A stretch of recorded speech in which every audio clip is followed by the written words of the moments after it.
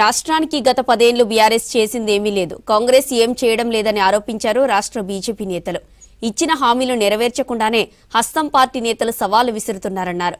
కేటీఆర్ మాటలు జాగ్రత్తగా మాట్లాడాలన్నారు బీజేపీ నేతలు. కేటీఆర్ ఎక్కువ మాట్లాడితే తమ దగ్గర ఉన్న చిట్టా మొత్తం బయట పెడతామని హెచ్చరించారు కమలం లీడర్స్.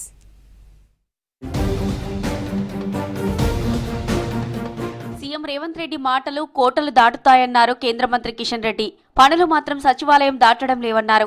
కాంగ్రెస్ ఎన్నో హామీలిచ్చి ఒక్క హామీని పూర్తిగా అమలు చేయడం లేదన్నారు.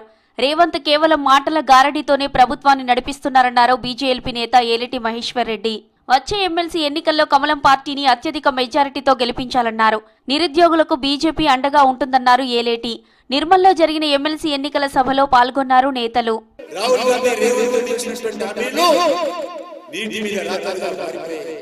కాంగ్రెస్ పార్టీ అరచేతిలో వైకుంఠం చూపిస్తున్నారు వీళ్ళు. అరచేతిలో రేవంత్ రెడ్డి మాట్లాడితే కోటలు దాటుతాయి, పన్నులు మాత్రము సచివాలయాలు. గత 10 సంవత్సరాలు టీఆర్ఎస్ ప్రభుత్వం ఏ రకంగా వైఫల్యం చెందిందో, గత 10 సంవత్సరాలు టీఆర్ఎస్ ప్రభుత్వంలో జరిగిన అవినీతి కుంభకోణాలు ఏ రకంగా ఉన్నాయో అదే పాటగా నడుస్తున్నటువంటి ఈ రోజు కాంగ్రెస్ పార్టీ. మరి కాంగ్రెస్ పార్టీ తీసుకున్నటువంటి ఏ నిర్ణయమైనా ప్రజా వ్యతిరేక నిర్ణయంగా ఉంటాం. కాంగ్రెస్ ఇచ్చిన హామీలు అమలు చేయడం చేత కాదు కానీ సీఎం సవాల్ విసురుతున్నారన్నారు కిషన్ రెడ్డి. ముందు ప్రజలకిచ్చిన హామీలు ఎప్పుడు అమలు చేస్తారో చెప్పాలని డిమాండ్ చేశారు. ఇచ్చిన హామీల్లో కనీసం 20% అమలు చేసి సవాల్ చేస్తే దానికి అర్థం ఉంటుందన్నారు కిషన్ రెడ్డి. మీరు ఇచ్చినటువంటి 6 గ్యారెంటీలు కానీ, మీరు అమలు చేస్తానన్నటువంటి 420 సబ్ గ్యారెంటీస్ కానీ మీరు అమలు చేసిన తర్వాత చర్చకు కూర్చుంటే బాగుంటుంది. మీరు ఇంతవరకు కూడా మీ ఎన్నికల ప్రణాళిక పుస్తకమే తెరవలేదు. మీ ఎన్నికల ప్రణాళికలో ఇచ్చినటువంటి హామీలకు సంబంధించినటువంటి కార్యాచరణ ఇంతవరకు ప్రకటించలేదు. కేటీఆర్ విమర్శలకు కేంద్ర మంత్రి కౌంటర్ ఇచ్చారు బండి సంజయ్. కేటీఆర్ నోరు అదుపులో పెట్టుకుని మాట్లాడాలన్నారు. కేటీఆర్ నువ్వెంత నీ బతుకెంత అంటూ తీవ్ర స్థాయిలో మండిపడ్డారు. నీ చిట్టా మొత్తం నా దగ్గర ఉందన్నారు. సవాల్ చేస్తే బండారమంతా బయట పెడతానని హెచ్చరించారు బండి సంజయ్. కాంగ్రెస్ పై పోరాడుతున్న చరిత్ర బీజేపీదేనన్నారు.